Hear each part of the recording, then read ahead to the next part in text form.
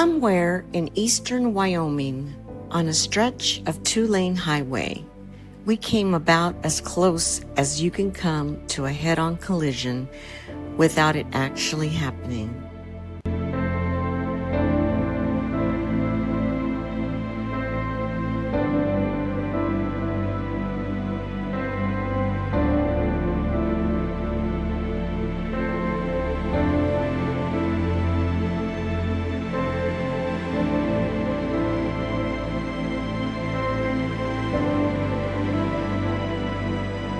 It was around 1 in the afternoon.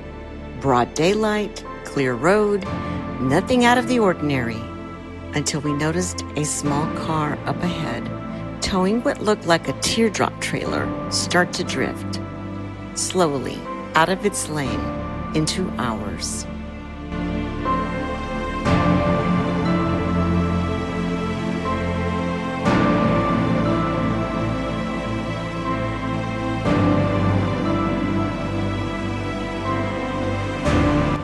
Head on a two-lane road. My husband and I both panicked in the same half second. That car and trailer were coming straight for us, and there was nowhere to go.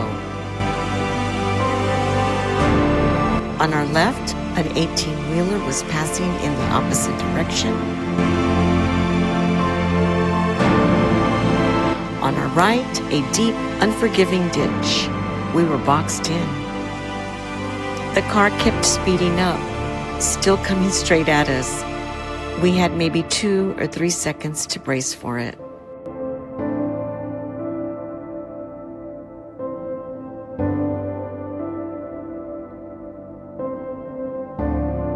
And then, at the very last moment, he veered off and went straight into the ditch instead of into us.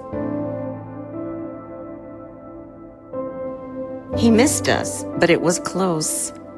Too close. This could have gone so differently. Turns out the driver had fallen asleep at the wheel. So here's the thing we want every RVer, every road tripper, every long-haul driver to hear. If you're drowsy behind the wheel, pull off. Find a rest area, take a nap. It's never ever worth pushing through. Not for a schedule, not for a campsite reservation, not for anything. We found out afterward that the driver was a grandfather taking his son on a camping trip. A sweet trip that almost ended in tragedy. Except for some serious bumps and bruises, they were both okay, and so were we.